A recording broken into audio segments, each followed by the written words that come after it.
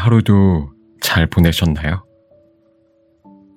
오늘은 여러분들께 재미있는 옛날 이야기 다시 들려드리려고 해요. 그럼 오늘도 제가 재미있게 읽어드릴 테니 제 목소리 들으시면서 달달한 밤 보내시길 바랄게요. 구독과 좋아요, 알람 설정도 꼭 해주실 거죠? 백일홍 이야기. 옛날 아주 먼 옛날 어느 바닷가 마을에 사람들에게 큰 근심거리 하나가 있었습니다. 이 마을에는 봄이 되면 머리가 셋이나 되는 이무기가 사람들의 배를 뒤집고 어부들을 괴롭혔기 때문입니다.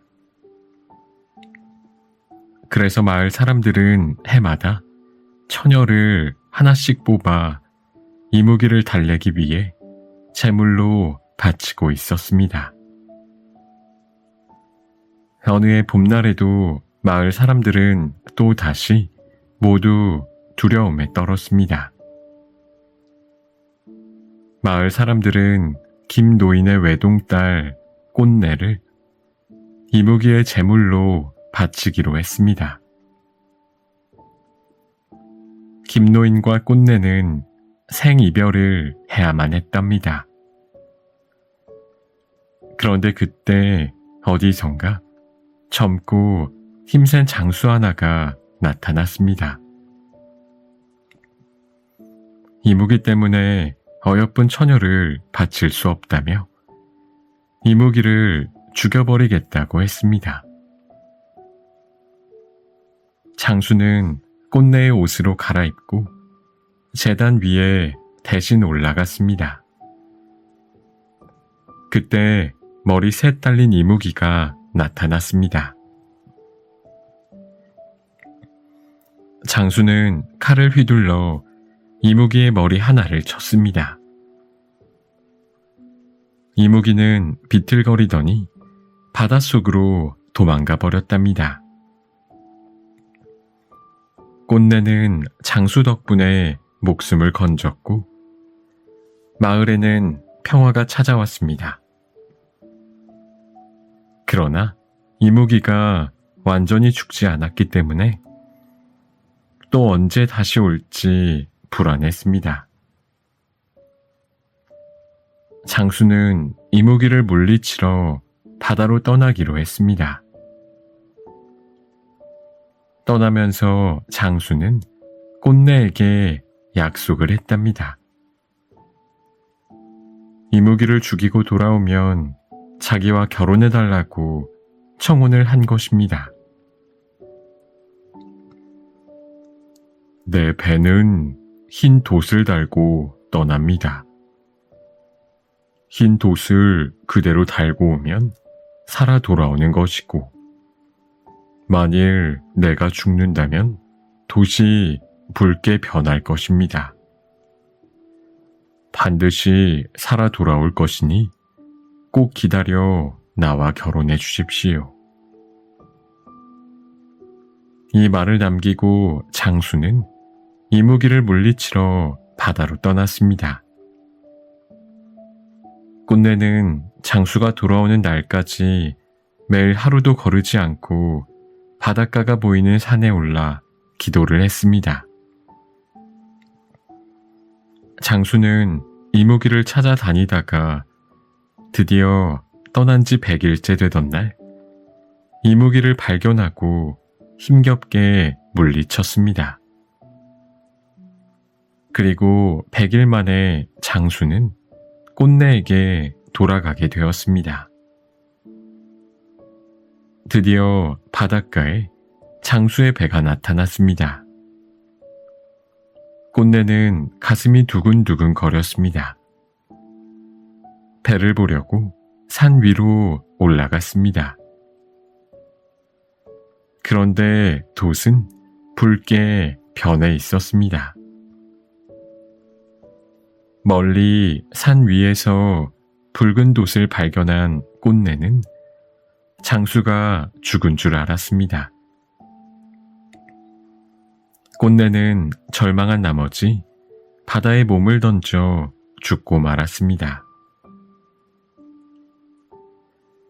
그러나 사실은 장수가 이무기를 죽일 때 이무기의 피가 번져서 돛이 붉게 물든 것이었습니다. 장수는 육지에 도착해서 꽃내를 찾았지만 꽃내는 이미 숨을 거둔 뒤였습니다.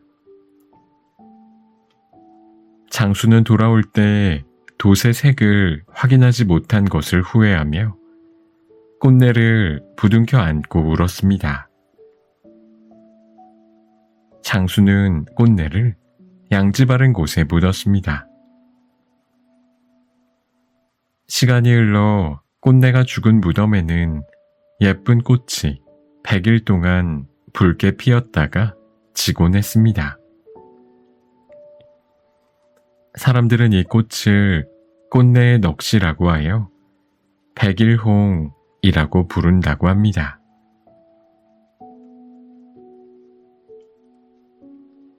멸치의 꿈.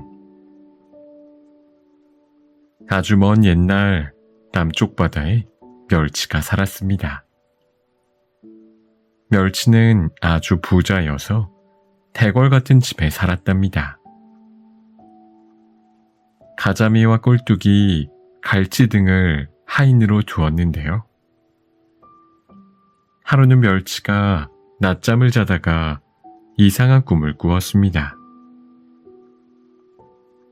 멸치는 가자미를 불렀습니다. 지금 동쪽 바다로 가서 낙지를 모셔오너라. 내가 이상한 꿈을 꾸었는데 무슨 뜻인지 알 수가 없구나. 가자미는 열심히 헤엄을 쳐서 동쪽 바다에 도착했습니다. 그리고 낙지를 모시고 다시 남해로 돌아왔습니다. 멸치는 진수성찬으로 낙지를 대접했습니다. 며칠 동안 쉬지 않고 고생해서 심부름을 다녀온 가자미에게는 밥도 먹으라는 소리를 하지 않았답니다. 가자미는 매우 섭섭했습니다. 멸치는 이런 것도 모르고 밥을 다 먹은 후에 낙지에게 물었습니다. 다름이 아니라 제가 이상한 꿈을 꾸었습니다. 꿈에서 제가 하늘로 헐헐 날아다니는 것이었습니다. 그런데 곧 땅으로 떨어졌습니다. 또 누군가 나를 싣고 어디로 가버렸습니다. 갑자기 하얀 눈이 펑펑 내렸습니다. 이렇게 저는 꿈에서 추웠다가 더웠다가를 수없이 반복했습니다. 도대체 이게 무슨 꿈입니까? 해몽을 좀 해주십시오. 낙지가 말했습니다. 아주 좋은 꿈을 꾸셨습니다. 하늘을 헐헐 나는 것은 멸치님이 용이 되는 용 꿈입니다.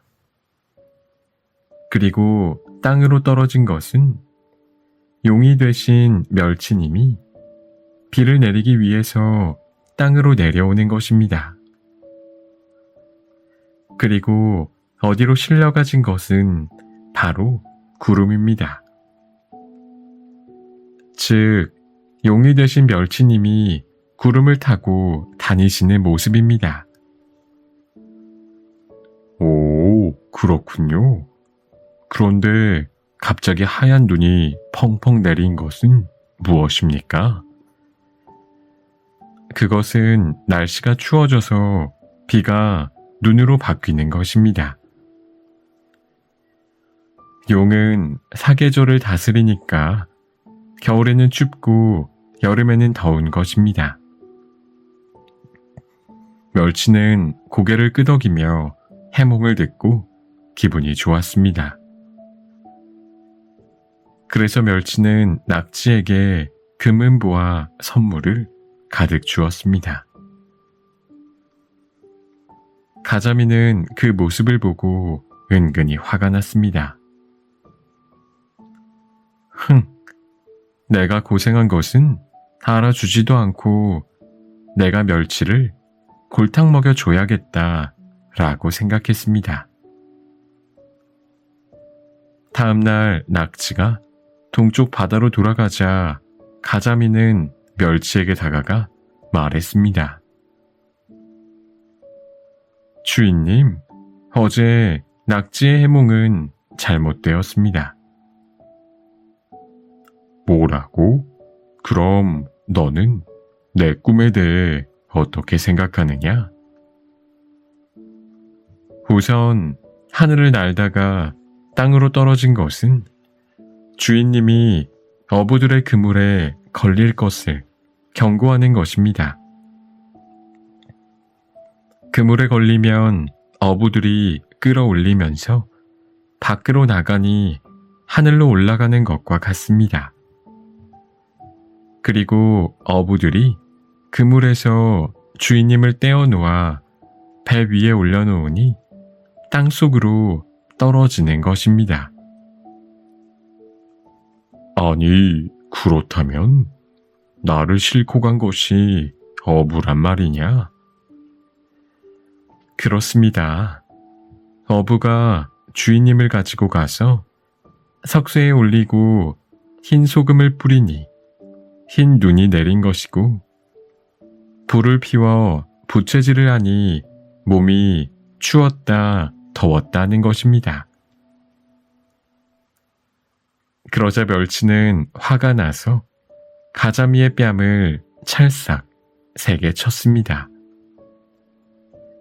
이때 충격으로 가자미의 눈은 오른쪽으로 몰려있게 되었다고 합니다. 그리고 이 광경을 보고 겁이 덜컥 난 꼴뚜기는 얼른 자기 눈을 빼어 꽁무니에 찼습니다. 갈치는 구경하러 온 물고기들에게 온 몸이 밟혀서 납작해지고 말았다고 합니다.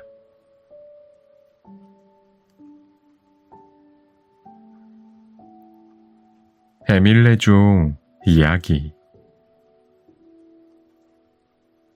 옛날 신라시대에 경덕왕께서 가장 훌륭한 기술자들을 불러 봉덕사에 큰 종을 만들라고 명령했습니다. 부왕이신 성덕대왕을 기릴 수 있도록 신라에서 가장 큰 종을 만들도록 하시오. 전국 각지에서 온 기술자들은 쇳물을 녹여 엄청 큰 종을 만들었습니다. 그런데 종이 소리가 나지 않는 것이었습니다. 종은 징 하는 탁한 소리만 날 뿐이었습니다. 경덕왕이 직접 종을 쳐보아도 마찬가지였답니다.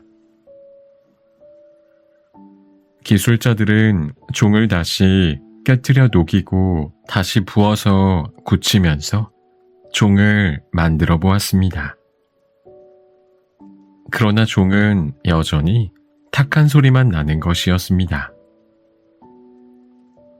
한편 봉덕사 스님들은 전국을 다니며 종을 만들기 위한 시주를 받기에 바빴습니다. 하루는 봉덕사 주지스님이 꿈속에서 이상한 소리를 들었습니다. 며칠 전에 시주를 받으러 갔다가 그냥 돌아온 집에 아이를 데려오너라. 그 아이가 종에 들어가야 소리가 날 것이다. 잠에서 깬 주지스님은 낮에 시주할 게 아무것도 없다던 그 집으로 다시 찾아가 보았습니다. 울고 있는 아기를 업고 달래던 어미는 어떻게 오셨습니까? 어제 시주를 못해 마음이 아팠는데 정말 죄송합니다.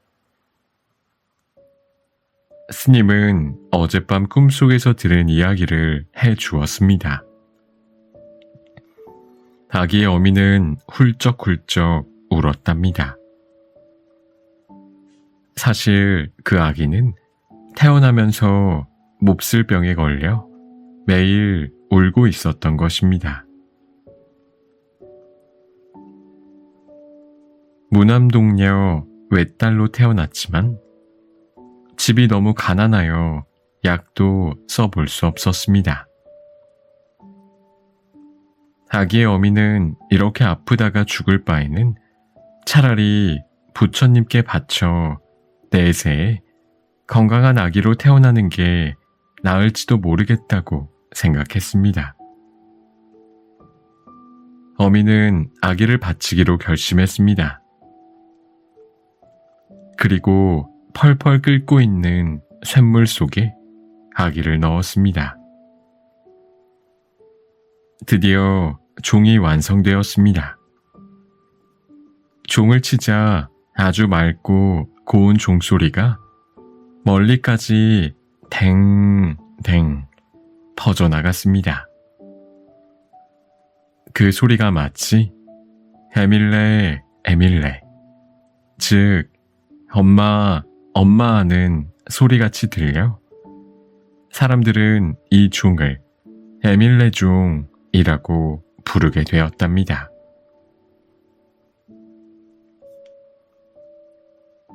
아사달과 아사녀. 옛날에 백제라는 나라에 아주 유명한 석공 아사달이 아내 아사녀와 함께 행복하게 살고 있었습니다. 어느 날 신라에서 불국사를 짓는다고 실력이 뛰어난 석공들을 불러 모았습니다. 아사달도 우수한 석공으로 뽑혔습니다. 아사녀와 헤어지기 싫었지만 아사달은 신라에 갔습니다. 아사달은 불국사에 있는 석가탑을 만드는데 온 힘을 기울였답니다. 아사달을 신라에 보내고 백제에서 기다리던 아사녀는 한 해, 두 해가 지나도 남편이 오지 않자 불국사가 있는 신라에 찾아갔습니다. 그러나 탑이 완성되기 전까지 여자를 들일 수 없다는 금기가 있어 남편을 만나지 못했습니다.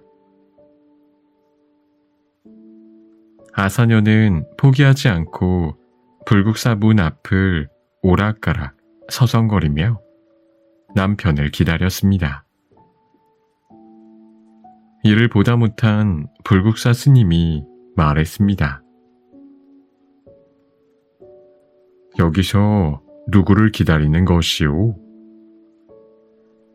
바로 제 남편 아사달입니다. 저는 저 멀리 백제에서 남편을 찾아왔습니다. 그러나 남편을 만날 수가 없습니다. 언제 탑이 완성되는지 알려주십시오. 아직 완성되지 않았소. 여기서 얼마 떨어지지 않은 곳에 자그마한 연못이 있소. 탑이 완성되면 그 탑의 그림자가 연못에 비칠 것이요. 그러면 남편도 볼 수 있을 것이니 지성으로 빌면서 기다리시오. 그 다음 날부터 아사녀는 연못에서 온종일 탑의 그림자가 비치기만을 기다렸습니다. 아무리 기다려도 연못에는 탑의 그림자가 떠오르지 않았습니다. 아사녀는 고향으로 되돌아갈 기력조차 잃고 남편의 이름만 불렀답니다. 연못에는 남편의 모습만 어른어른 비쳤습니다. 아사녀는 남편 아사달의 이름을 부르면서 연못 속에 손을 넣다 그만 풍덩 빠져버렸습니다. 드디어 탑을 완성하고 아사달은 집으로 돌아갈 수 있게 되었습니다. 마침 아내가 와서 기다리고 있다는 소식을 듣고 연못으로 달려갔지만 아내는 보이지 않았습니다. 그런데 그때 앞산의 바위에 아내의 모습이 나타났다가 사라지고 또 나타났다가 사라졌습니다. 그 웃고 있는 모습이 인자한 부처님의 모습처럼 보이기도 하였습니다. 아사달은 그때부터 바위에 아내 아사녀의 모습을 조각하기 시작했습니다. 아사녀의 모습을 바위에 새긴 아사달은 비로소 고향으로 돌아갈 수 있었습니다. 그런데 이 연못에는 그때부터 그 탑은 그림자가 비추지 않았다고 합니다. 지금도 사람들은 경주 불국사에 있는 석가탑을 그림자가 비추지 않는 탑이라고 하여 무영탑이라고 부른다고 합니다.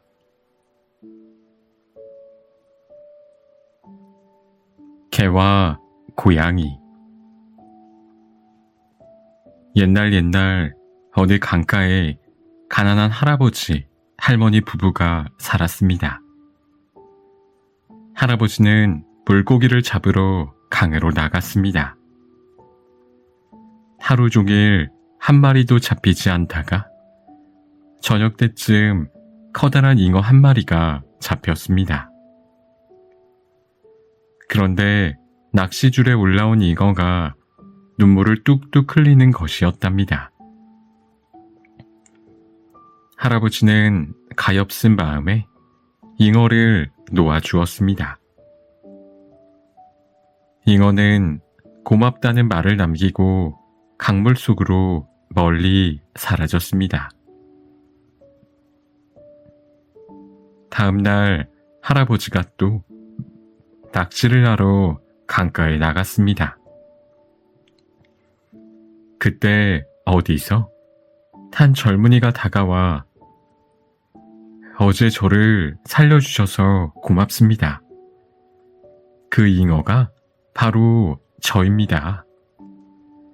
저는 저 먼 바닷속 용왕님의 아들인데 용왕님께서 할아버님을 모셔오라고 하셨습니다. 할아버지는 몇 번 사양하다가 젊은이를 따라 바닷속 용궁에 갔습니다. 젊은이는 용왕님 앞으로 가기 전에 할아버지에게 이렇게 말했습니다.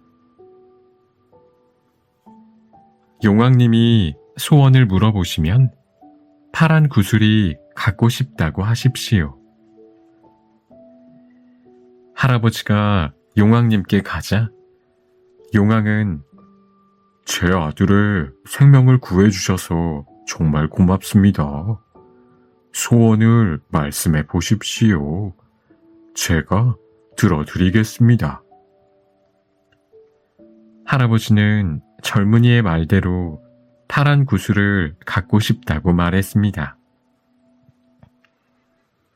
용왕님은 할아버지에게 마법의 파란 구슬을 주었답니다. 파란 구슬을 가지고 집으로 돌아온 할아버지는 그것이 무엇이든 다 만들어주는 마법의 구슬이라는 것을 알았습니다. 파란 구슬로 금은보화를 만든 할아버지, 할머니 부부는 아주 큰 부자가 되었답니다. 이 소문을 들은 강 건너 마을 욕심쟁이 할머니가 찾아왔습니다. 그 파란 구슬이 그렇게 신기하다면서요? 한번 구경이나 하게 해주세요. 할머니는 파란 구슬을 보여주었습니다. 그러자 욕심쟁이 할머니는 자기가 가져온 가짜 구슬과 몰래 바꾸어 놓고 허둥지둥 가버렸습니다. 파란 구슬이 없어지자 할아버지와 할머니는 다시 가난해졌습니다.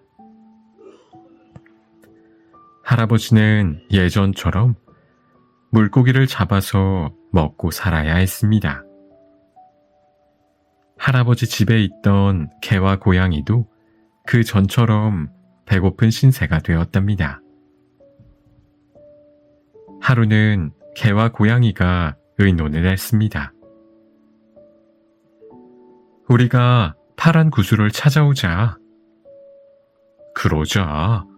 욕심쟁이 할머니가 가져간 게 틀림없어. 우리가 찾아서 할아버지 할머니에게 갖다 드리자. 개와 고양이는 조용히 집을 나와 강을 건너 욕심쟁이 할머니 집으로 갔습니다. 욕심쟁이 할머니 집은 대궐같이 으리으리했습니다. 그리고 대문 앞에 하인들이 지키고 있어 들어갈 수가 없었답니다. 고양이는 쌀 창고로 들어가 쥐들이 있는 곳으로 갔습니다. 이놈, 쥐들아, 당장 가서 파란 구슬을 찾아오너라.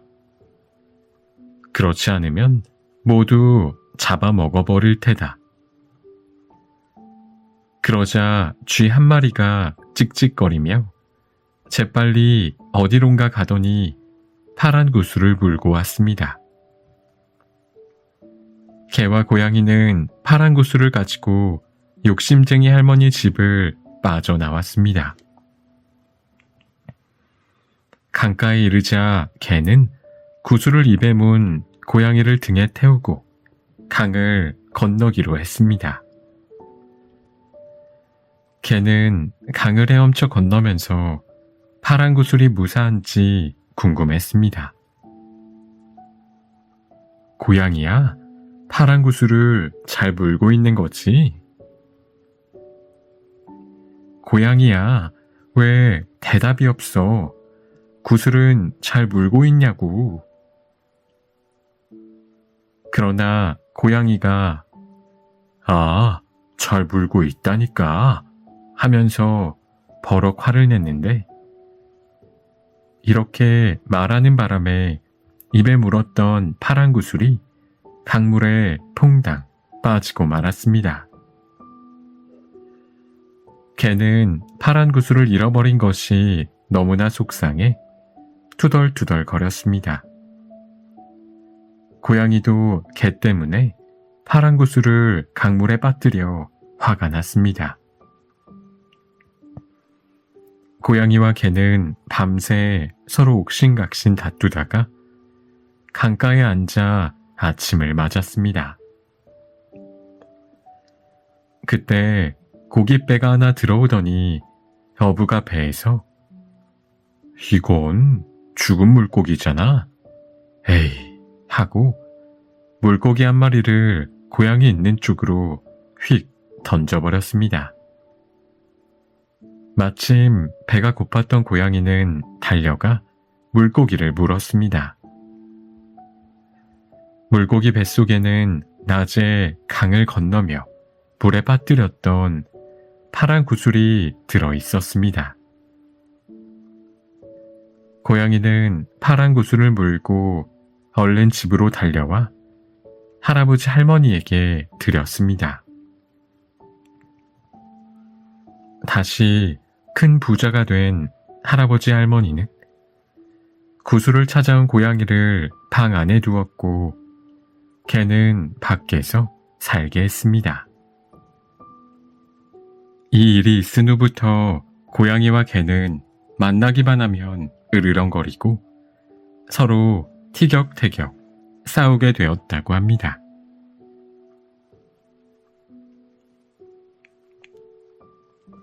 열두 띠 이야기. 옛날에 하늘에 계신 옥황상제가 설날이 되자 짐승들을 하늘나라에 초청했습니다. 정월 초하룻날, 그날 아침에 모두 내게 세배를 하러 오너라. 12등까지만 상을 주겠노라. 하고 약속을 했습니다. 이 소식을 듣고 많은 동물들이 옥황상제에게 세배를 하러 출발했습니다.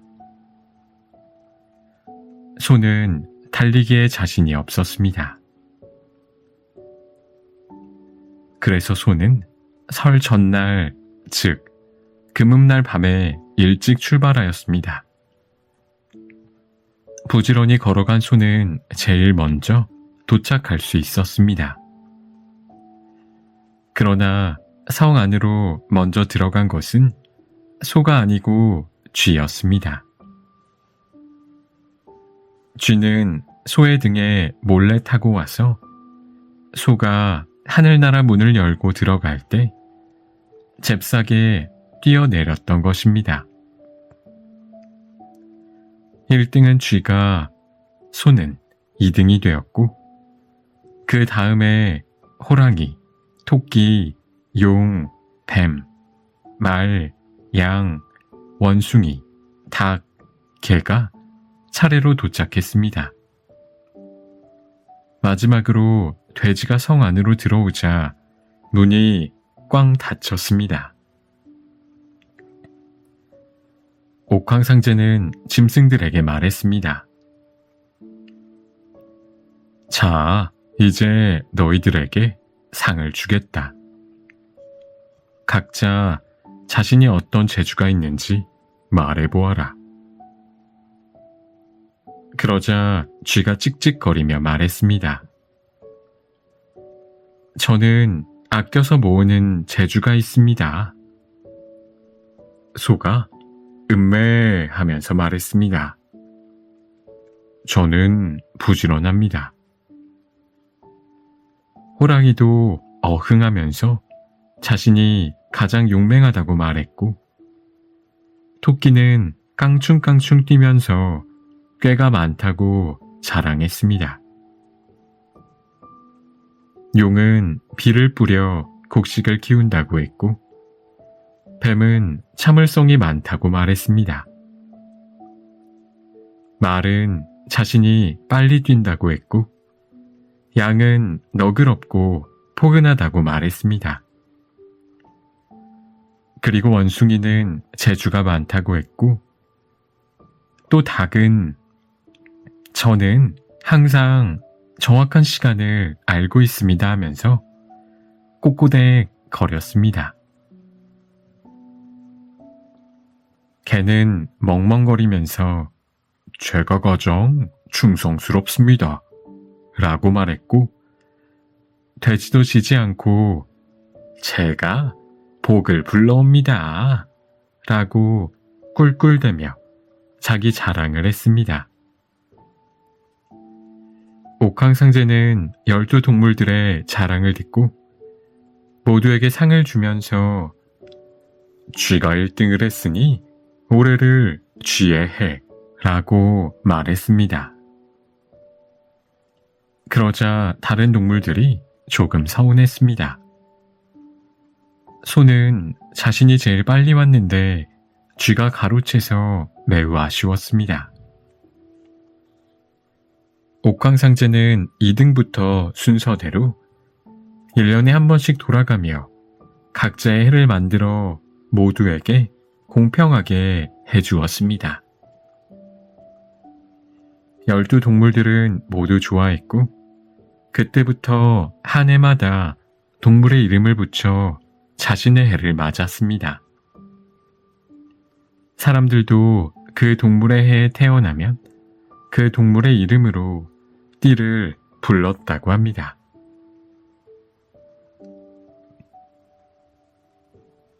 엄지손가락 톰. 옛날 옛적에 아주 조그만 남자아이가 살았습니다. 몸은 작지만 기운이 넘치는 이 아이의 이름은 엄지손가락 톰이었지요.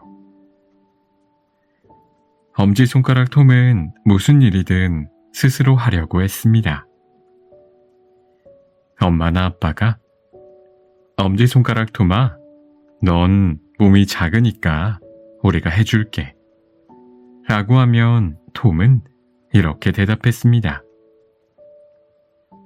그럴 필요 없어요. 저 혼자서도 할 수 있어요. 어느 날 엄지손가락 톰은 엄마가 중얼거리는 소리를 들었습니다. 빵이 다 떨어져서 먹을 게 없네. 엄지손가락 톰이 말했습니다. 제가 가서 빵집에서 사올게요. 그러자 아빠가 말렸습니다. 넌 너무 작아서 안 돼. 길거리에 나갔다가 사람들에게 밟힐 수도 있단다. 결코 물러서는 법이 없는 톰이 대답했습니다. 큰 소리로 노래를 부르면서 가면 돼요. 엄지손가락 톰은 씩씩하게 노래를 부르며 빵집 앞에 도착했습니다. 아저씨, 빵을 사러 왔어요. 빵집 아저씨는 어디선가 자그마한 목소리가 들리는데 아무도 보이지 않아서 깜짝 놀랐습니다. 에이, 놀라지 마세요. 저는 계산대 앞에 있어요. 빵 한 덩이만 주세요. 빵을 산 톰은 사람들의 발에 밟히지 않으려고 큰 소리로 노래하고 휘파람을 불며 집으로 돌아왔습니다. 톰의 아빠는 식당에서 음식을 나르는 웨이터였답니다. 어느 날 식당에 출근한 아빠는 매일 점심 식사 후에 먹는 약을 깜빡하고 가져오지 않은 걸 깨달았습니다. 집에 전화를 걸자 톰이 받았습니다. 걱정 마세요, 아빠. 제가 약을 가져다 드릴게요. 어디 있는지 알아요. 아니다, 톰. 길이 구불구불하고 자동차도 많아서 위험해. 괜찮아요. 금방 갈게요. 엄지손가락 톰이 들판을 지나갈 때 세찬 바람이 불어오고 비가 억수같이 쏟아지기 시작했습니다. 톰은 들판에 있는 양배추 밑에서 비를 피하다가 깜빡 잠이 들었습니다. 깨어나 보니 양배추가 사라지고 없었습니다. 황소가 양배추를 뜯어 먹어버린 것입니다. 다행히 톰은 황소에게 먹히지 않았고 아빠의 약도 무사했습니다. 마침내 톰은 아빠가 일하는 식당에 도착했습니다. 걱정하며 기다리던 아빠는 비에 조금도 젖지 않은 채 웃고 있는 아들을 보고 깜짝 놀랐습니다. 엄지손가락 톰은 그 어느 때보다 자신만만한 얼굴로 말했습니다. 아빠, 저는 콩알만큼 작아도 못하는 게 없어요. 다른 사람이 할 수 있는 건 저도 다 할 수 있어요. 이제 믿으시겠어요? 아빠는 상으로 톰을 꼭 껴안아 주었답니다. 톰은 자신이 무엇이든 할 수 있는 용감한 사람이라는 걸 잘 알고 있었답니다.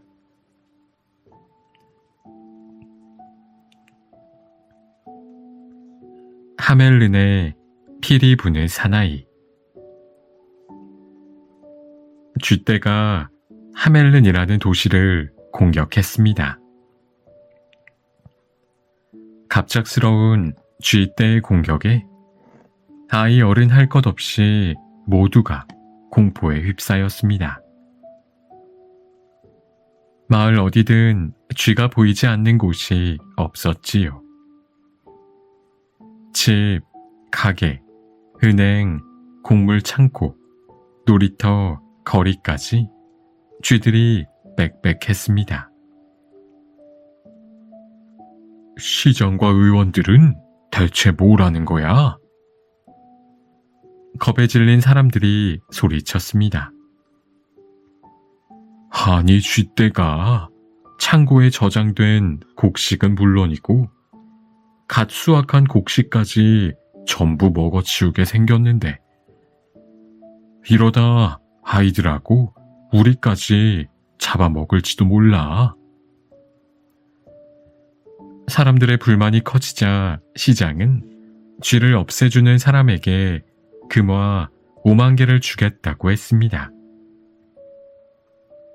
며칠 후 키가 크고 호리호리한 사나이가 겨드랑이에 피리를 낀 채 시장 앞에 나타났습니다. 하멜른의 쥐떼를 완전히 없애버릴 방법을 알고 있습니다. 좋소.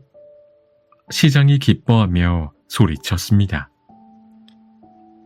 쥐를 한 마리도 남김없이 없애준다면 약속한 상금을 주겠소.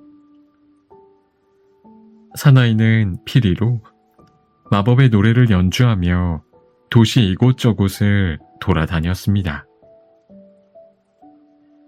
그러나 집안은 물론 거리 구석구석 숨어있던 쥐들이 몰려 나오더니 신비한 피리 소리에 홀린 듯 피리 부는 사나이를 따라갔습니다. 하멜론을 가로지르는 베이저강에 이르자 쥐들은 거센 물살 속으로 뛰어들었고 한 마리도 남김없이 물에 빠져 죽었습니다. 시장님, 의원님들, 그리고 하멜론 시민 여러분, 약속한 대로 쥐들을 없앴습니다. 이제 여러분들이 약속을 지켜주세요. 좋소, 좋아요. 시장이 대답했습니다. 쥐떼를 없애준 건 고맙소. 하지만 고작 피리 연주에 5만 개는 좀 너무하지 않소? 100개면 충분할 것 같군요. 5만 개를 준다고 약속하셨으니 5만 개를 주세요. 약속하셨잖아요. 피리 부는 사나이는 화가 났습니다. 다시 마법 같은 피리 소리가 마을에 울려 퍼지기 시작했습니다. 그러자 하멜른에 사는 130명의 아이들이 마법에 홀린 듯 피리 부는 사나이를 따라가기 시작했습니다. 마을을 벗어나 한참을 걸었을 때 피리 부는 사나이가 다른 곡을 연주하기 시작했습니다. 그러자 산 허리가 갈라져 틈이 생겼습니다. 아이들은 행진하듯 그 안으로 들어갔습니다. 피리 소리와 함께 산이 닫혔고 아이들은 그 안에 갇혀버렸습니다. 하멜른 사람들은 슬픔에 빠져 울부짖었습니다. 시장과 의원들은 피리 부는 사나이에게 용서를 구하며 처음에 약속한 것보다 2배 더 많은 금화 10만 개를 주겠다고 했습니다. 피리 부는 사나이는 그 제안을 받아들였습니다.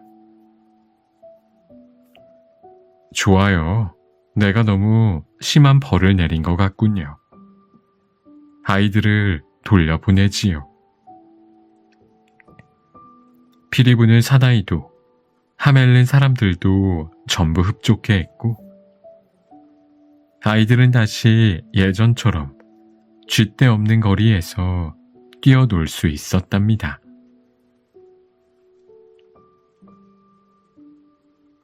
거북이와 독수리. 동물들이 말을 할 수 있던 시절, 느림보 거북이가 호숫가에 살고 있었습니다. 느림보 거북이는 다른 거북이들과 마찬가지로 등에 껍질을 얹고 느릿느릿 움직였지요. 하지만 늘 반대편 호숫가로 가보고 싶은 마음이 굴뚝 같았습니다. 호수 반대편에는 더 맛있는 먹이가 있을 거야. 하지만 워낙 걸음이 느려서 거기까지 가려면 얼마나 오랫동안 힘들게 가야 할지 알 수 없었습니다. 어느 날 느림보 거북이가 호숫가에서 물을 먹고 있을 때였습니다. 빛나는 깃털과 날카로운 발톱, 힘센 부리를 가진 독수리 한 마리가 내려와 느림보 거북이 옆에 앉았습니다. 안녕, 넌 이름이 뭐니? 멋진 새야? 느림보 거북이가 먼저 말을 걸었습니다. 안녕 거북아, 내 이름은 날쌘 독수리야. 난 정말 빨리 날 수 있거든. 느림보 거북이가 잠시 생각에 잠겨 있다가 입을 열었습니다. 있잖아, 날쌘 독수리야. 부탁이 하나 있어. 난 호수 건너편으로 가고 싶어. 내가 나를 태워다 주지 않을래? 별로 좋은 생각이 아닌 것 같아. 내 발톱이 날카로워서 내가 다칠 거야. 내가 발톱으로 나뭇가지를 잡으면 내가 그 나뭇가지를 입으로 물고 갈게. 내 입은 아주 튼튼하거든. 좋아. 그럼 도착할 때까지 나뭇가지를 꼭 물고 있으렴. 느림보 거북이는 독수리가 움켜쥔 나뭇가지를 입에 문 채 새가 된 것처럼 호수 위를 날아갔습니다. 한참을 날아가던 날쌘 독수리가 느림보 거북이를 찬찬히 뜯어보며 물었습니다. 거북아, 넌 왜 그렇게 못생긴 등 껍질을 등에 지고 다니니? 그러니까 그렇게 느리잖아. 느림보 거북이는 날쌘 독수리의 말에 기분이 상했습니다. 게다가 넌 겁도 너무 많아.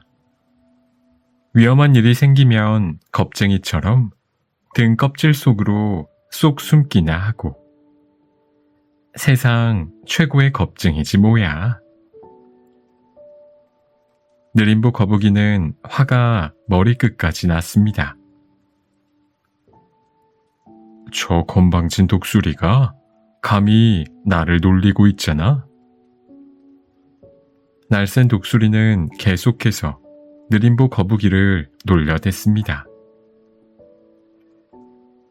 날 좀 보라고. 내 몸이 얼마나 멋지고 날렵한지. 날개며 깃털이며 불이며 눈까지. 날카로운 발톱은 사냥을 하고 먹이를 잡아먹기에 안성맞춤이야. 이 튼튼한 날개로 어디든 쏜살같이 날아가지. 난 새들의 왕이야. 느림보 거북이는 더 이상 참을 수 없었습니다. 너무 화가 나서 아무 생각도 나지 않았지요. 저 독수리 녀석한테 한마디 해줘야겠어. 느림보 거북이는 자신도 모르게 입을 열었습니다. 야! 그 순간 느림보 거북이는 입에 물고 있던 나뭇가지를 놓치고 말았답니다. 느림보 거북이는 그대로 호수를 향해 떨어져 내렸습니다. 풍덩 소리와 함께 물에 빠진 느림보 거북이는 마치 돌덩이처럼 밑으로 가라앉았습니다. 그리고 그대로 물에 빠져 죽고 말았습니다. 육지에 사는 느림보 거북이는 수영을 할 줄 몰랐거든요.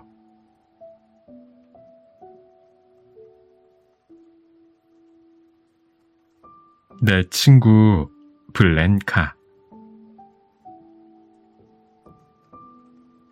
나는 5월 중순에 레브라도 반도 그레이트 회일강 어귀에 허드슨만 동쪽에 자리한 쿠주 아라픽이란 곳에 도착했습니다. 사방이 꽁꽁 얼어붙은 몹시 아름다운 땅이었죠.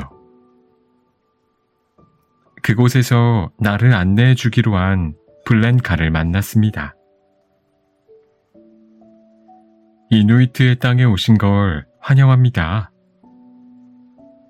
블렌카가 나에게 인사말을 건넸습니다. 고마워요, 블렌카. 근데 난 여기가 에스키모의 땅이라고 생각했어요. 우리는 에스키모라고 불리는 걸 별로 좋아하지 않는답니다. 우린 이누이트족이에요. 그린란드 서쪽에 시베리아 초원에서 알래스카와 캐나다를 지나는 북극 지방에서도 2800년 동안 계속 살아온 민족이죠. 그러니 에스키모 말고 이누이트라고 불러주세요. 어느 날 아침 내가 블렌카에게 물었습니다. 블렌카, 사방이 온통 하얀색이라 지루하지는 않나요? 주위를 아무리 둘러봐도 이따금씩 이끼의 흔적이 보이거나 하나씩 외롭게 서 있는 바위만 보일 뿐 그저 하얀 눈발만 펼쳐진 곳이었거든요. 전부 다 하얀색으로만 보여요? 블렌카가 눈을 빛내며 물었습니다. 당신은 구분하지 못하겠지만 우리는 하얀색에서 무수히 많은 색을 본답니다. 한 가지 색은 아름답지 않아요. 다양한 색이 하나로 섞여 있어야 아름답죠. 우리 이누이트족은 지금 당신이 말한 하얀색을 40가지가 넘는 이름으로 부른답니다. 빛나는 하얀색, 잿빛 하얀색, 천상의 하얀색, 바다코끼리 하얀색 등 이렇게 다양한데 전부 다 하얀색이라고 하면 지루하잖아요. 하얀색만 보인다면 저도 무척 심심하다고 느낄 거예요. 그래요? 그러면 이 고요함은요? 정말 당황스럽지 않나요? 아니요. 완전한 고요함 뿐이라면 그렇겠지만 또 그렇지가 않아요. 가만히 들어보면 항상 세기가 달라지는 바람 소리가 들릴 거예요. 지금은 바람이 잦아들고 있네요. 저 멀리 바다가 웅얼거리는 소리가 들리지 않나요? 엄마 곰이 아기 곰을 애타게 부르는 포효 소리를 듣지 못했나요? 저쪽 산 너머에서 쉬지 않고 들려오는 둔탁한 소리는요? 폭풍이 다가온다는 뜻이에요. 이곳에서는 태양이 빛나고 있으나 내일 만나요 같은 말을 수없이 다르게 말할 수 있답니다. 고요한 뿐인 것 같지만 절대로 혼자라고 느껴지지 않아요. 아, 그래요? 이곳에선 여름에 해가 지지 않아 낮이 계속되고 겨울에는 해가 뜨지 않고 밤만 계속된다고 하죠. 밤이 없는 여름과 낮이 없는 겨울에 어떻게 익숙해질 수 있죠? 태양이 하늘을 한 바퀴 다 돌고 막 사라지려고 하는 순간 순식간에 또 하늘로 떠오른답니다. 그 모습을 보는 건 정말 큰 기쁨이에요. 또 밤만 계속될 때는 서로 친해질 수 있는 시간이 생겨요. 마치 자연이 잠에 빠진 채 과거를 기억하고 미래를 꿈꾸는 것처럼 느껴져요. 바다 표범이나 바다 코끼리의 엄니로 만든 조각상도 어둠의 시간에 만들어진답니다. 예술가들은 그것을 깎고 윤을 내고 바라보는 작업을 즐기죠. 아름다운 물건을 만들어내는 사람들은 서두르지 않고 일에 집중할 수 있어요. 아침이 오래도록 오지 않을 거라는 사실을 알기 때문이죠. 당신이 아름답다고 생각하지 않는 것들도 우리에게는 아름답게 보인답니다. 여행을 마치고 돌아온 나는 아름다움은 감각보다 마음으로 더 잘 볼 수 있다는 사실을 이해하려고 노력했습니다. 아름다움을 즐기려면 아름다움의 언어를 배워야 한다는 것도요. 백일홍 이야기. 옛날 아주 먼 옛날 어느 바닷가 마을에 사람들에게 큰 근심거리 하나가 있었습니다. 이 마을에는 봄이 되면 머리가 셋이나 되는 이무기가 사람들의 배를 뒤집고 어부들을 괴롭혔기 때문입니다. 그래서 마을 사람들은 해마다 처녀를 하나씩 뽑아 이무기를 달래기 위해 제물로 바치고 있었습니다. 어느 해 봄날에도 마을 사람들은 또 다시 모두 두려움에 떨었습니다. 마을 사람들은 김 노인의 외동딸 꽃내를 이무기의 제물로 바치기로 했습니다. 김 노인과 꽃내는 생이별을 해야만 했답니다.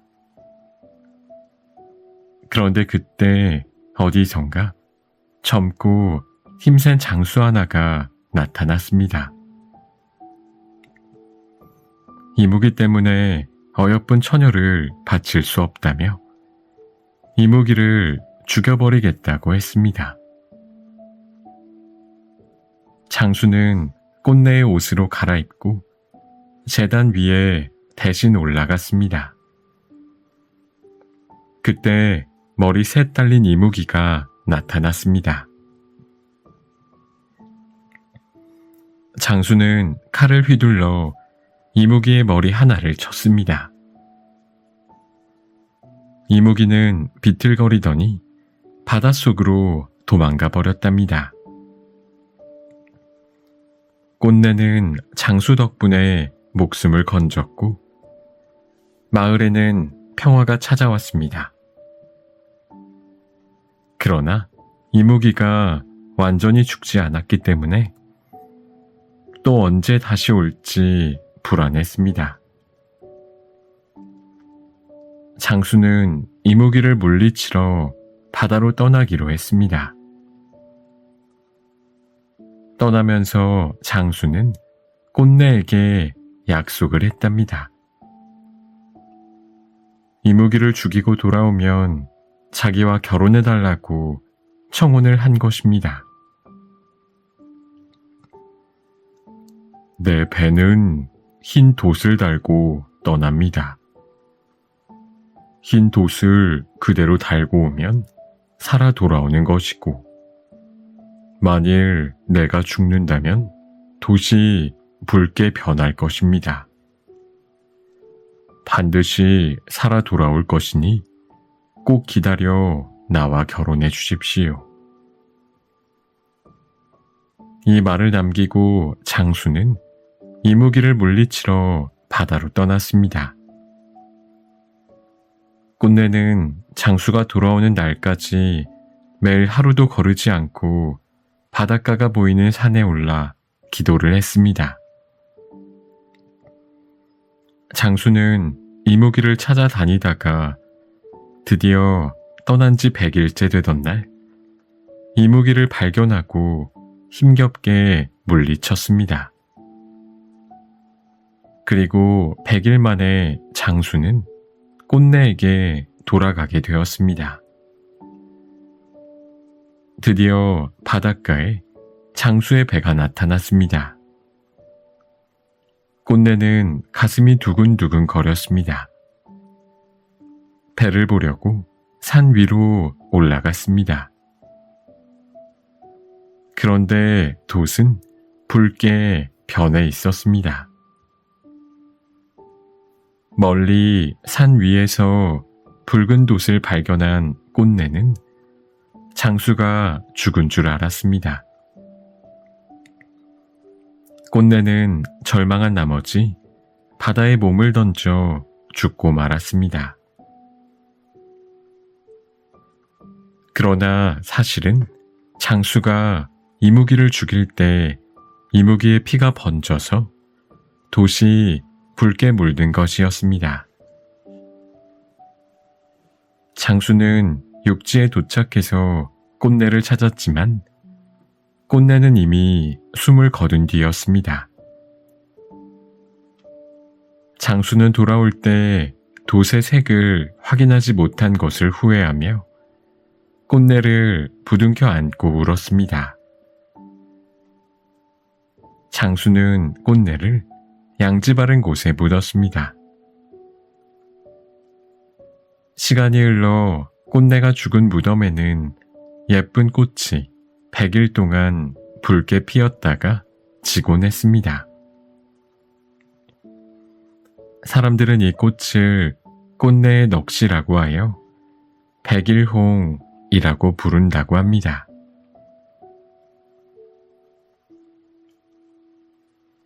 멸치의 꿈.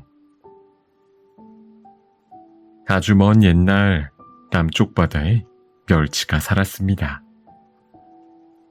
멸치는 아주 부자여서 대궐 같은 집에 살았답니다.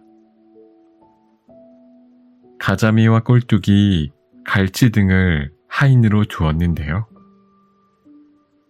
하루는 멸치가 낮잠을 자다가 이상한 꿈을 꾸었습니다. 멸치는 가자미를 불렀습니다.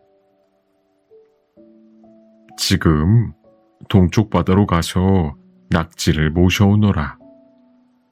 내가 이상한 꿈을 꾸었는데 무슨 뜻인지 알 수가 없구나. 가자미는 열심히 헤엄을 쳐서 동쪽 바다에 도착했습니다. 그리고 낙지를 모시고 다시 남해로 돌아왔습니다. 멸치는 진수성찬으로 낙지를 대접했습니다. 며칠 동안 쉬지 않고 고생해서 심부름을 다녀온 가자미에게는 밥도 먹으라는 소리를 하지 않았답니다. 가자미는 매우 섭섭했습니다. 멸치는 이런 것도 모르고 밥을 다 먹은 후에 낙지에게 물었습니다. 다름이 아니라 제가 이상한 꿈을 꾸었습니다. 꿈에서 제가 하늘로 훨훨 날아다니는 것이었습니다. 그런데 곧 땅으로 떨어졌습니다. 또 누군가 나를 싣고 어디로 가버렸습니다. 갑자기 하얀 눈이 펑펑 내렸습니다. 이렇게 저는 꿈에서 추웠다가 더웠다가를 수없이 반복했습니다. 도대체 이게 무슨 꿈입니까? 해몽을 좀 해주십시오. 낙지가 말했습니다. 아주 좋은 꿈을 꾸셨습니다. 하늘을 훨훨 나는 것은 멸치님이 용이 되는 용 꿈입니다. 그리고 땅으로 떨어진 것은 용이 되신 멸치님이 비를 내리기 위해서 땅으로 내려오는 것입니다. 그리고 어디로 실려가진 것은 바로 구름입니다. 즉, 용이 되신 멸치님이 구름을 타고 다니시는 모습입니다. 오, 그렇군요. 그런데 갑자기 하얀 눈이 펑펑 내린 것은 무엇입니까? 그것은 날씨가 추워져서 비가 눈으로 바뀌는 것입니다. 용은 사계절을 다스리니까 겨울에는 춥고 여름에는 더운 것입니다. 멸치는 고개를 끄덕이며 해몽을 듣고 기분이 좋았습니다.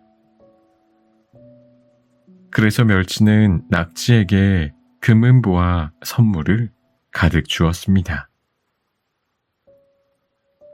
가자미는 그 모습을 보고 은근히 화가 났습니다. 내가 고생한 것은 알아주지도 않고 내가 멸치를 골탕 먹여줘야겠다 라고 생각했습니다. 다음날 낙지가 동쪽 바다로 돌아가자 가자미는 멸치에게 다가가 말했습니다. 주인님, 어제 낙지의 해몽은 잘못되었습니다. 뭐라고?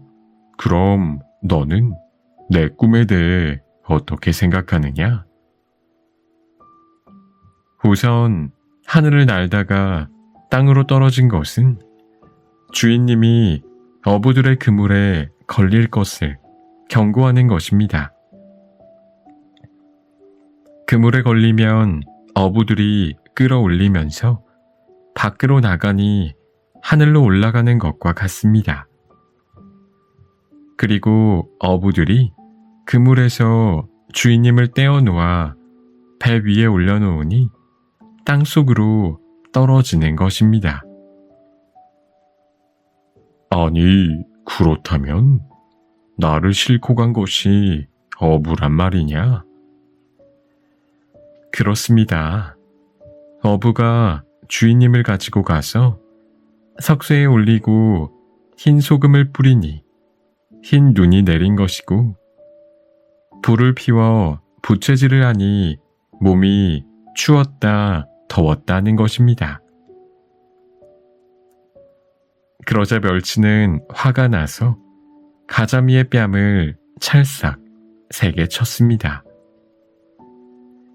이때 충격으로 가자미의 눈은 오른쪽으로 몰려있게 되었다고 합니다.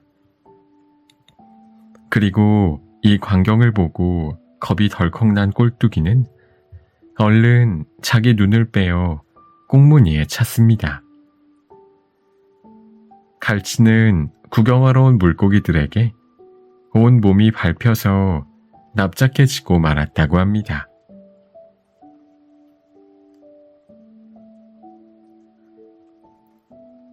에밀레종 이야기. 옛날 신라 시대에 경덕 왕께서 가장 훌륭한 기술자들을 불러 봉덕사에 큰 종을 만들라고 명령했습니다. 부왕이신 성덕대왕을 기릴 수 있도록 신라에서 가장 큰 종을 만들도록 하시오. 전국 각지에서 온 기술자들은 쇳물을 녹여 엄청 큰 종을 만들었습니다. 그런데 종이 소리가 나지 않는 것이었습니다. 종은 징 하는 탁한 소리만 날 뿐이었습니다. 경덕왕이 직접 종을 쳐보아도 마찬가지였답니다. 기술자들은 종을 다시 깨트려 녹이고 다시 부어서 굳히면서 종을 만들어 보았습니다. 그러나 종은 여전히 탁한 소리만 나는 것이었습니다. 한편 봉덕사 스님들은 전국을 다니며 종을 만들기 위한 시주를 받기에 바빴습니다. 하루는 봉덕사 주지스님이 꿈속에서 이상한 소리를 들었습니다. 며칠 전에 시주를 받으러 갔다가 그냥 돌아온 집에 아이를 데려오너라. 그 아이가 종에 들어가야 소리가 날 것이다. 잠에서 깬 주지스님은 낮에 시주할 게 아무것도 없다던 그 집으로 다시 찾아가 보았습니다. 울고 있는 아기를 업고 달래던 어미는 어떻게 오셨습니까? 어제 시주를 못해 마음이 아팠는데 정말 죄송합니다. 스님은 어젯밤 꿈속에서 들은 이야기를 해 주었습니다. 아기의 어미는 훌쩍훌쩍 울었답니다. 사실 그 아기는 태어나면서 몹쓸 병에 걸려 매일 울고 있었던 것입니다. 무남동녀 외딸로 태어났지만 집이 너무 가난하여 약도 써볼 수 없었습니다. 아기의 어미는 이렇게 아프다가 죽을 바에는 차라리 부처님께 바쳐 내세에 건강한 아기로 태어나는 게 나을지도 모르겠다고 생각했습니다. 어미는 아기를 바치기로 결심했습니다. 그리고 펄펄 끓고 있는 쇳물 속에 아기를 넣었습니다. 드디어 종이 완성되었습니다. 종을 치자 아주 맑고 고운 종소리가 멀리까지 댕댕 퍼져나갔습니다. 그 소리가 마치 에밀레 에밀레, 즉 엄마 엄마 하는 소리같이 들려 사람들은 이 종을 에밀레 종이라고 부르게 되었답니다.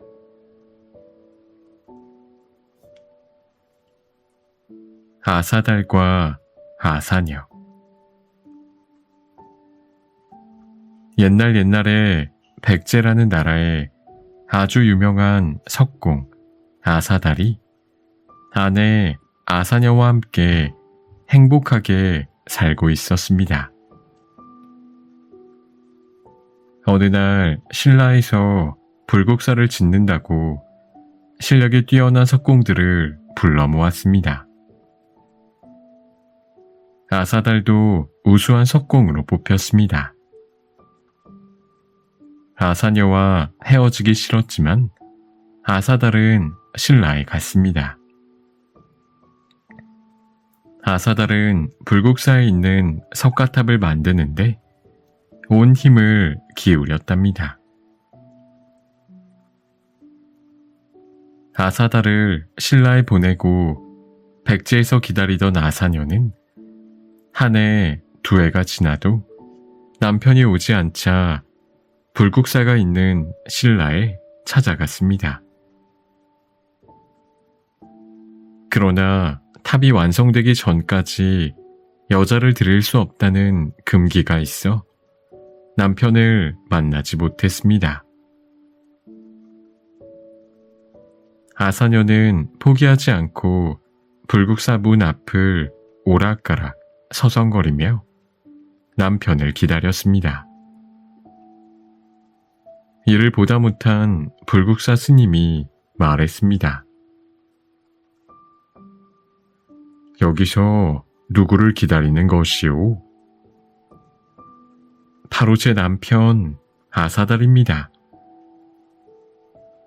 저는 저 멀리 백제에서 남편을 찾아왔습니다. 그러나 남편을 만날 수가 없습니다. 언제 탑이 완성되는지 알려주십시오. 아직 완성되지 않았소. 여기서 얼마 떨어지지 않은 곳에 자그마한 연못이 있소. 탑이 완성되면 그 탑의 그림자가 연못에 비칠 것이요. 그러면 남편도 볼 수 있을 것이니 지성으로 빌면서 기다리시오. 그 다음 날부터 아사녀는 연못에서 온종일 탑의 그림자가 비치기만을 기다렸습니다.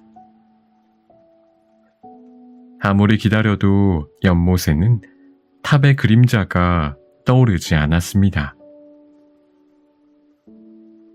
아사녀는 고향으로 되돌아갈 기력조차 잃고 남편의 이름만 불렀답니다. 연못에는 남편의 모습만 어른어른 비쳤습니다. 아사녀는 남편 아사달의 이름을 부르면서 연못 속에 손을 넣다 그만 풍덩 빠져버렸습니다. 드디어 탑을 완성하고 아사달은 집으로 돌아갈 수 있게 되었습니다. 마침 아내가 와서 기다리고 있다는 소식을 듣고 연못으로 달려갔지만 아내는 보이지 않았습니다. 그런데 그때 앞산의 바위에 아내의 모습이 나타났다가 사라지고 또 나타났다가 사라졌습니다. 그 웃고 있는 모습이 인자한 부처님의 모습처럼 보이기도 하였습니다. 아사달은 그때부터 바위에 아내 아사녀의 모습을 조각하기 시작했습니다. 아사녀의 모습을 바위에 새긴 아사달은 비로소 고향으로 돌아갈 수 있었습니다. 그런데 이 연못에는 그때부터 그 탑은 그림자가 비추지 않았다고 합니다. 지금도 사람들은 경주 불국사에 있는 석가탑을 그림자가 비추지 않는 탑이라고 하여 무영탑이라고 부른다고 합니다.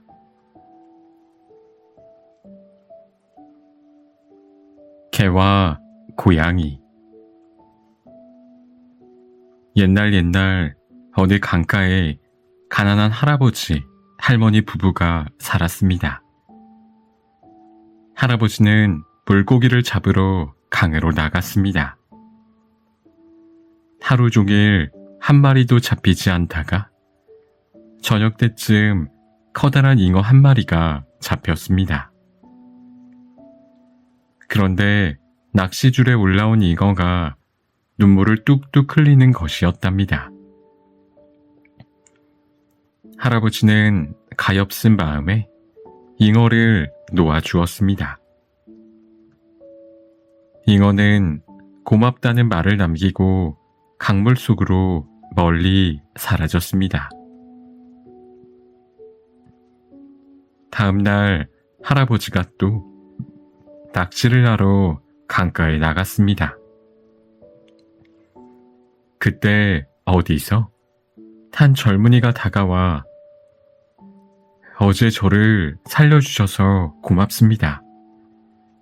그 잉어가 바로 저입니다. 저는 저 먼 바닷속 용왕님의 아들인데 용왕님께서 할아버님을 모셔오라고 하셨습니다. 할아버지는 몇 번 사양하다가 젊은이를 따라 바닷속 용궁에 갔습니다. 젊은이는 용왕님 앞으로 가기 전에 할아버지에게 이렇게 말했습니다. 용왕님이 소원을 물어보시면 파란 구슬이 갖고 싶다고 하십시오. 할아버지가 용왕님께 가자 용왕은 제 아들의 생명을 구해주셔서 정말 고맙습니다. 소원을 말씀해 보십시오. 제가 들어드리겠습니다. 할아버지는 젊은이의 말대로 파란 구슬을 갖고 싶다고 말했습니다. 용왕님은 할아버지에게 마법의 파란 구슬을 주었답니다. 파란 구슬을 가지고 집으로 돌아온 할아버지는 그것이 무엇이든 다 만들어주는 마법의 구슬이라는 것을 알았습니다. 파란 구슬로 금은보화를 만든 할아버지, 할머니 부부는 아주 큰 부자가 되었답니다. 이 소문을 들은 강 건너 마을 욕심쟁이 할머니가 찾아왔습니다. 그 파란 구슬이 그렇게 신기하다면서요? 한번 구경이나 하게 해주세요. 할머니는 파란 구슬을 보여주었습니다. 그러자 욕심쟁이 할머니는 자기가 가져온 가짜 구슬과 몰래 바꾸어 놓고 허둥지둥 가버렸습니다. 파란 구슬이 없어지자 할아버지와 할머니는 다시 가난해졌습니다. 할아버지는 예전처럼 물고기를 잡아서 먹고 살아야 했습니다. 할아버지 집에 있던 개와 고양이도 그 전처럼 배고픈 신세가 되었답니다. 하루는 개와 고양이가 의논을 했습니다. 우리가 파란 구슬을 찾아오자. 그러자 욕심쟁이 할머니가 가져간 게 틀림없어. 우리가 찾아서 할아버지 할머니에게 갖다 드리자. 개와 고양이는 조용히 집을 나와 강을 건너 욕심쟁이 할머니 집으로 갔습니다. 욕심쟁이 할머니 집은 대궐같이 으리으리했습니다. 그리고 대문 앞에 하인들이 지키고 있어 들어갈 수가 없었답니다. 고양이는 쌀 창고로 들어가 쥐들이 있는 곳으로 갔습니다. 이놈, 쥐들아, 당장 가서 파란 구슬을 찾아오너라. 그렇지 않으면 모두 잡아먹어버릴 테다. 그러자 쥐 한 마리가 찍찍거리며 재빨리 어디론가 가더니 파란 구슬을 물고 왔습니다. 개와 고양이는 파란 구슬을 가지고 욕심쟁이 할머니 집을 빠져나왔습니다. 강가에 이르자 개는 구슬을 입에 문 고양이를 등에 태우고 강을 건너기로 했습니다. 개는 강을 헤엄쳐 건너면서 파란 구슬이 무사한지 궁금했습니다. 고양이야, 파란 구슬을 잘 물고 있는 거지? 고양이야, 왜 대답이 없어? 구슬은 잘 물고 있냐고. 그러나 고양이가 잘 물고 있다니까 하면서 버럭 화를 냈는데, 이렇게 말하는 바람에 입에 물었던 파란 구슬이 강물에 퐁당 빠지고 말았습니다. 개는 파란 구슬을 잃어버린 것이 너무나 속상해 투덜투덜 거렸습니다.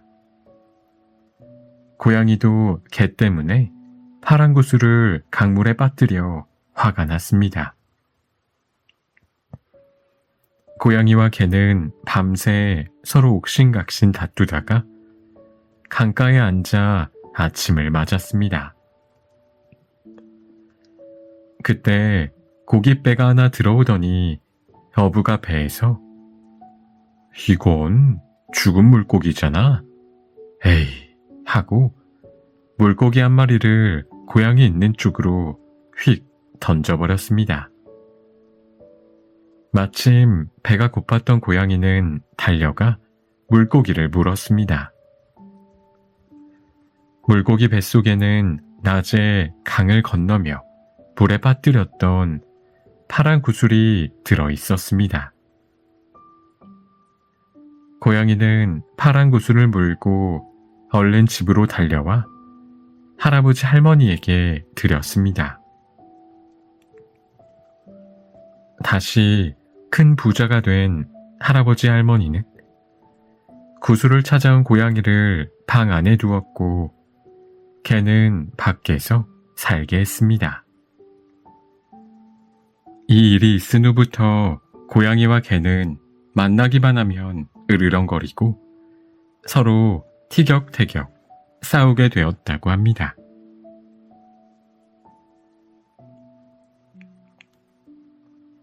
열두 띠 이야기. 옛날에 하늘에 계신 옥황상제가 설날이 되자 짐승들을 하늘나라에 초청했습니다. 정월 초하룻날, 그날 아침에 모두 내게 세배를 하러 오너라. 12등까지만 상을 주겠노라. 하고 약속을 했습니다. 이 소식을 듣고 많은 동물들이 옥황상제에게 세배를 하러 출발했습니다. 소는 달리기에 자신이 없었습니다. 그래서 소는 설 전날, 즉 금음날 밤에 일찍 출발하였습니다. 부지런히 걸어간 소는 제일 먼저 도착할 수 있었습니다. 그러나 성 안으로 먼저 들어간 것은 소가 아니고 쥐였습니다. 쥐는 소의 등에 몰래 타고 와서 소가 하늘나라 문을 열고 들어갈 때 잽싸게 뛰어내렸던 것입니다. 1등은 쥐가, 소는 2등이 되었고, 그 다음에 호랑이, 토끼, 용, 뱀, 말, 양, 원숭이, 닭, 개가 차례로 도착했습니다. 마지막으로 돼지가 성 안으로 들어오자 문이 꽝 닫혔습니다. 옥황상제는 짐승들에게 말했습니다. 자, 이제 너희들에게 상을 주겠다. 각자 자신이 어떤 재주가 있는지 말해보아라. 그러자 쥐가 찍찍거리며 말했습니다. 저는 아껴서 모으는 재주가 있습니다. 소가 음매 하면서 말했습니다. 저는 부지런합니다. 호랑이도 어흥하면서 자신이 가장 용맹하다고 말했고, 토끼는 깡충깡충 뛰면서 꾀가 많다고 자랑했습니다. 용은 비를 뿌려 곡식을 키운다고 했고, 뱀은 참을성이 많다고 말했습니다. 말은 자신이 빨리 뛴다고 했고, 양은 너그럽고 포근하다고 말했습니다. 그리고 원숭이는 재주가 많다고 했고, 또 닭은 저는 항상 정확한 시간을 알고 있습니다 하면서 꼬꼬댁 거렸습니다. 개는 멍멍거리면서 제가 가장 충성스럽습니다 라고 말했고, 돼지도 지지 않고 제가 복을 불러옵니다 라고 꿀꿀대며 자기 자랑을 했습니다. 옥황상제는 12동물들의 자랑을 듣고 모두에게 상을 주면서 쥐가 1등을 했으니 올해를 쥐의 해 라고 말했습니다. 그러자 다른 동물들이 조금 서운했습니다. 소는 자신이 제일 빨리 왔는데 쥐가 가로채서 매우 아쉬웠습니다. 옥황상제는 2등부터 순서대로 1년에 한 번씩 돌아가며 각자의 해를 만들어 모두에게 공평하게 해주었습니다. 12동물들은 모두 좋아했고, 그때부터 한 해마다 동물의 이름을 붙여 자신의 해를 맞았습니다. 사람들도 그 동물의 해에 태어나면 그 동물의 이름으로 띠를 불렀다고 합니다.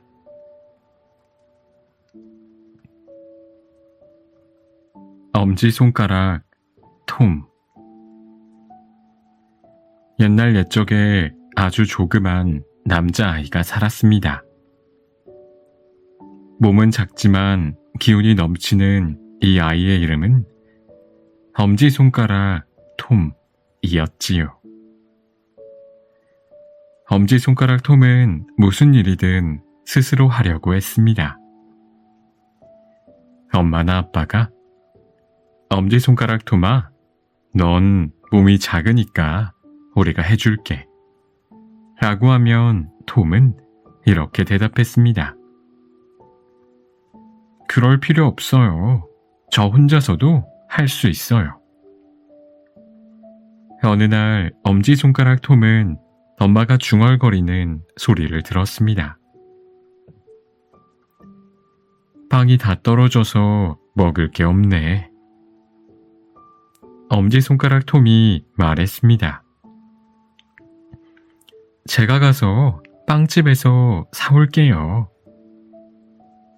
그러자 아빠가 말렸습니다. 넌 너무 작아서 안 돼. 길거리에 나갔다가 사람들에게 밟힐 수도 있단다. 결코 물러서는 법이 없는 톰이 대답했습니다. 큰 소리로 노래를 부르면서 가면 돼요. 엄지손가락 톰은 씩씩하게 노래를 부르며 빵집 앞에 도착했습니다. 아저씨, 빵을 사러 왔어요. 빵집 아저씨는 어디선가 자그마한 목소리가 들리는데 아무도 보이지 않아서 깜짝 놀랐습니다. 에이, 놀라지 마세요. 저는 계산대 앞에 있어요. 빵 한 덩이만 주세요. 빵을 산 톰은 사람들의 발에 밟히지 않으려고 큰 소리로 노래하고 휘파람을 불며 집으로 돌아왔습니다. 톰의 아빠는 식당에서 음식을 나르는 웨이터였답니다. 어느 날 식당에 출근한 아빠는 매일 점심 식사 후에 먹는 약을 깜빡하고 가져오지 않은 걸 깨달았습니다. 집에 전화를 걸자 톰이 받았습니다. 걱정 마세요, 아빠. 제가 약을 가져다 드릴게요. 어디 있는지 알아요. 아니다, 톰. 길이 구불구불하고 자동차도 많아서 위험해. 괜찮아요. 금방 갈게요. 엄지손가락 톰이 들판을 지나갈 때 세찬 바람이 불어오고 비가 억수같이 쏟아지기 시작했습니다. 톰은 들판에 있는 양배추 밑에서 비를 피하다가 깜빡 잠이 들었습니다. 깨어나 보니 양배추가 사라지고 없었습니다. 황소가 양배추를 뜯어 먹어버린 것입니다. 다행히 톰은 황소에게 먹히지 않았고 아빠의 약도 무사했습니다. 마침내 톰은 아빠가 일하는 식당에 도착했습니다. 걱정하며 기다리던 아빠는 비에 조금도 젖지 않은 채 웃고 있는 아들을 보고 깜짝 놀랐습니다. 엄지손가락 톰은 그 어느 때보다 자신만만한 얼굴로 말했습니다. 아빠, 저는 콩알만큼 작아도 못하는 게 없어요. 다른 사람이 할 수 있는 건 저도 다 할 수 있어요. 이제 믿으시겠어요? 아빠는 상으로 톰을 꼭 껴안아 주었답니다. 톰은 자신이 무엇이든 할 수 있는 용감한 사람이라는 걸 잘 알고 있었답니다.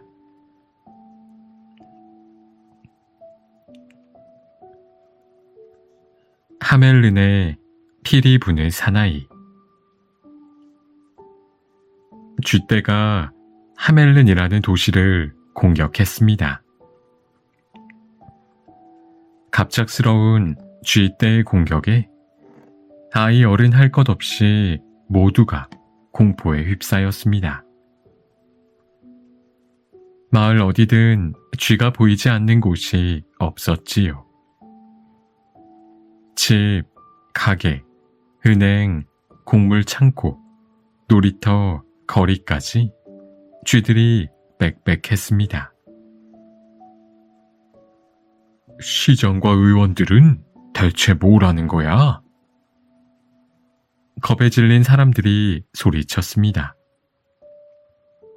아니, 쥐떼가 창고에 저장된 곡식은 물론이고 갓 수확한 곡식까지 전부 먹어치우게 생겼는데 이러다 아이들하고 우리까지 잡아먹을지도 몰라. 사람들의 불만이 커지자 시장은 쥐를 없애주는 사람에게 금화 5만 개를 주겠다고 했습니다. 며칠 후 키가 크고 호리호리한 사나이가 겨드랑이에 피리를 낀 채 시장 앞에 나타났습니다. 하멜른의 쥐떼를 완전히 없애버릴 방법을 알고 있습니다. 좋소. 시장이 기뻐하며 소리쳤습니다. 쥐를 한 마리도 남김없이 없애준다면 약속한 상금을 주겠소. 사나이는 피리로 마법의 노래를 연주하며 도시 이곳저곳을 돌아다녔습니다. 그러나 집안은 물론 거리 구석구석 숨어있던 쥐들이 몰려 나오더니 신비한 피리 소리에 홀린 듯 피리 부는 사나이를 따라갔습니다. 하멜론을 가로지르는 베이저강에 이르자 쥐들은 거센 물살 속으로 뛰어들었고 한 마리도 남김없이 물에 빠져 죽었습니다. 시장님, 의원님들, 그리고 하멜론 시민 여러분, 약속한 대로 쥐들을 없앴습니다. 이제 여러분들이 약속을 지켜주세요. 좋소, 좋아요. 시장이 대답했습니다. 쥐떼를 없애준 건 고맙소. 하지만 고작 피리 연주에 5만 개는 좀 너무하지 않소? 100개면 충분할 것 같군요. 5만 개를 준다고 약속하셨으니 5만 개를 주세요. 약속하셨잖아요. 피리 부는 사나이는 화가 났습니다. 다시 마법 같은 피리 소리가 마을에 울려 퍼지기 시작했습니다. 그러자 하멜른에 사는 130명의 아이들이 마법에 홀린 듯 피리 부는 사나이를 따라가기 시작했습니다.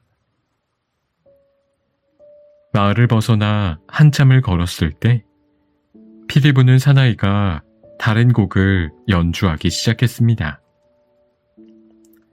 그러자 산 허리가 갈라져 틈이 생겼습니다.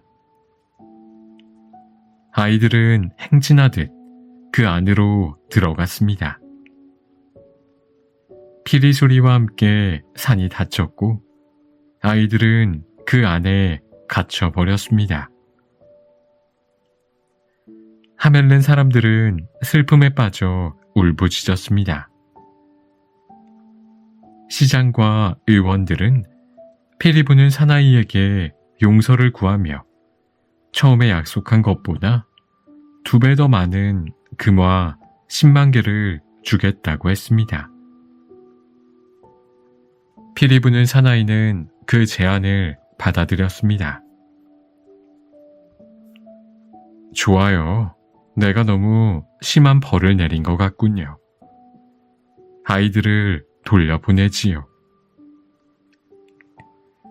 피리 부는 사나이도 하멜른 사람들도 전부 흡족해 했고 아이들은 다시 예전처럼 쥐떼 없는 거리에서 뛰어놀 수 있었답니다.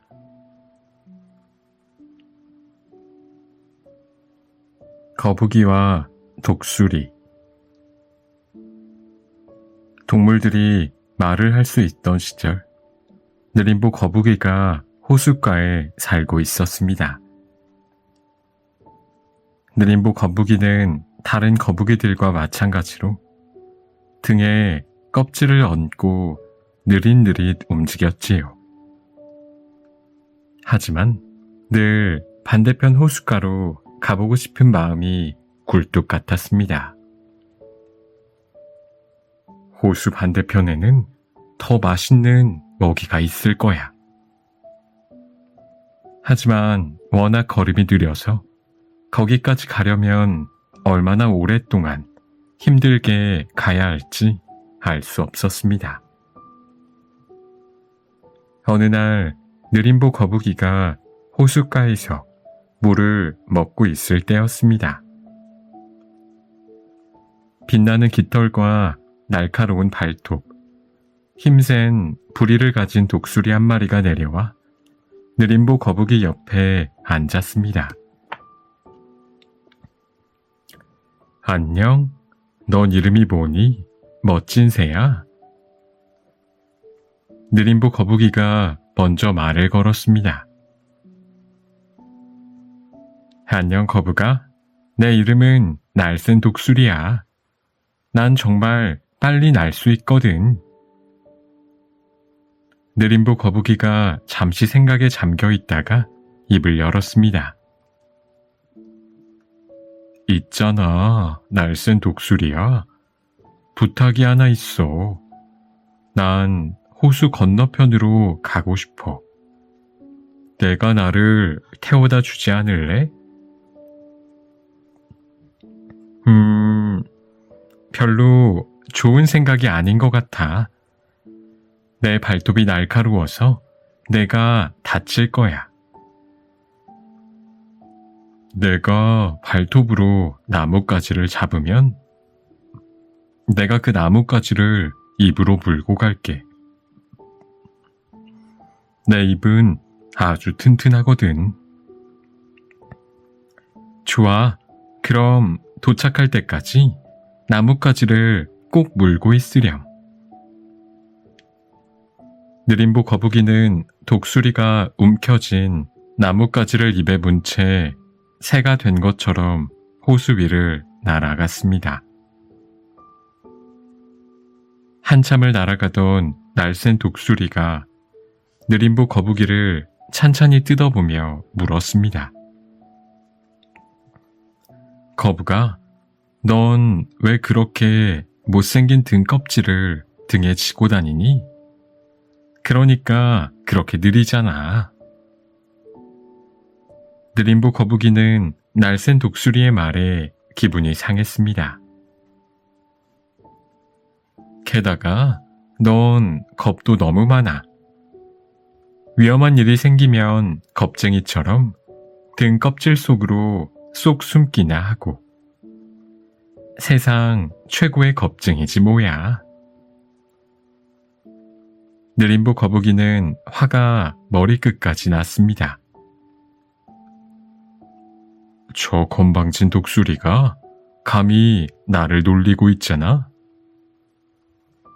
날쌘 독수리는 계속해서 느림보 거북이를 놀려댔습니다. 날 좀 보라고. 내 몸이 얼마나 멋지고 날렵한지. 날개며 깃털이며 불이며 눈까지. 날카로운 발톱은 사냥을 하고 먹이를 잡아먹기에 안성맞춤이야. 이 튼튼한 날개로 어디든 쏜살같이 날아가지. 난 새들의 왕이야. 느림보 거북이는 더 이상 참을 수 없었습니다. 너무 화가 나서 아무 생각도 나지 않았지요. 저 독수리 녀석한테 한마디 해줘야겠어.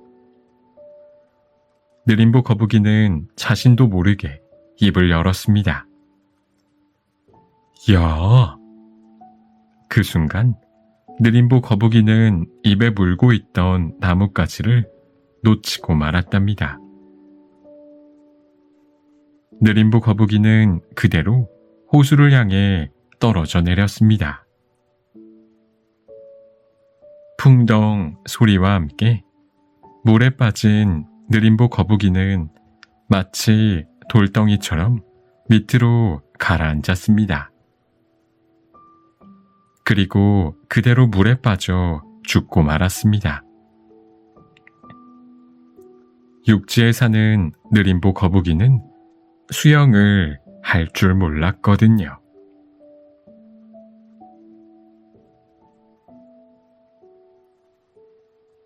내 친구 블렌카.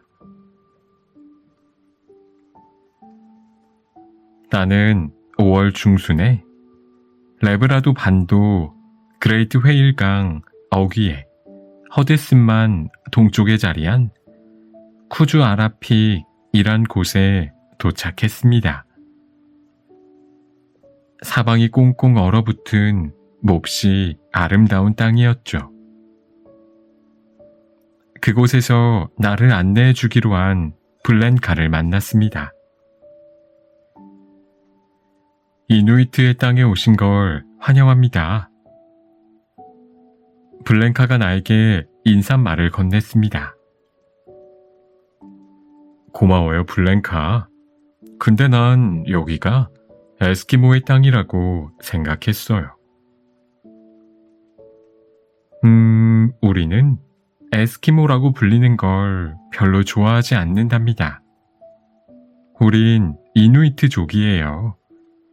그린란드 서쪽에 시베리아 초원에서 알래스카와 캐나다를 지나는 북극 지방에서도 2800년 동안 계속 살아온 민족이죠. 그러니 에스키모 말고 이누이트라고 불러주세요. 어느 날 아침 내가 블렌카에게 물었습니다. 블렌카, 사방이 온통 하얀색이라 지루하지는 않나요? 주위를 아무리 둘러봐도 이따금씩 이끼의 흔적이 보이거나 하나씩 외롭게 서 있는 바위만 보일 뿐 그저 하얀 눈발만 펼쳐진 곳이었거든요. 전부 다 하얀색으로만 보여요? 블랭카가 눈을 빛내며 물었습니다. 당신은 구분하지 못하겠지만 우리는 하얀색에서 무수히 많은 색을 본답니다. 한 가지 색은 아름답지 않아요. 다양한 색이 하나로 섞여 있어야 아름답죠. 우리 이누이트족은 지금 당신이 말한 하얀색을 40가지가 넘는 이름으로 부른답니다. 빛나는 하얀색, 잿빛 하얀색, 천상의 하얀색, 바다코끼리 하얀색 등 이렇게 다양한데 전부 다 하얀색이라고 하면 지루하잖아요. 하얀색만 보인다면 저도 무척 심심하다고 느낄 거예요. 그래요? 그러면 이 고요함은요? 정말 당황스럽지 않나요? 아니요. 완전한 고요함 뿐이라면 그렇겠지만 또 그렇지가 않아요. 가만히 들어보면 항상 세기가 달라지는 바람 소리가 들릴 거예요. 지금은 바람이 잦아들고 있네요. 저 멀리 바다가 웅얼거리는 소리가 들리지 않나요? 엄마 곰이 아기 곰을 애타게 부르는 포효 소리를 듣지 못했나요? 저쪽 산 너머에서 쉬지 않고 들려오는 둔탁한 소리는요? 폭풍이 다가온다는 뜻이에요. 이곳에서는 태양이 빛나고 있으나 내일 만나요 같은 말을 수없이 다르게 말할 수 있답니다. 고요한 뿐인 것 같지만 절대로 혼자라고 느껴지지 않아요. 아, 그래요? 이곳에선 여름에 해가 지지 않아 낮이 계속되고 겨울에는 해가 뜨지 않고 밤만 계속된다고 하죠. 밤이 없는 여름과 낮이 없는 겨울에 어떻게 익숙해질 수 있죠? 태양이 하늘을 한 바퀴 다 돌고 막 사라지려고 하는 순간 순식간에 또 하늘로 떠오른답니다. 그 모습을 보는 건 정말 큰 기쁨이에요. 또 밤만 계속될 때는 서로 친해질 수 있는 시간이 생겨요. 마치 자연이 잠에 빠진 채 과거를 기억하고 미래를 꿈꾸는 것처럼 느껴져요. 바다 표범이나 바다 코끼리의 엄니로 만든 조각상도 어둠의 시간에 만들어진답니다. 예술가들은 그것을 깎고 윤을 내고 바라보는 작업을 즐기죠. 아름다운 물건을 만들어내는 사람들은 서두르지 않고 일에 집중할 수 있어요. 아침이 오래도록 오지 않을 거라는 사실을 알기 때문이죠. 당신이 아름답다고 생각하지 않는 것들도 우리에게는 아름답게 보인답니다. 여행을 마치고 돌아온 나는 아름다움은 감각보다 마음으로 더 잘 볼 수 있다는 사실을 이해하려고 노력했습니다. 아름다움을 즐기려면 아름다움의 언어를 배워야 한다는 것도요.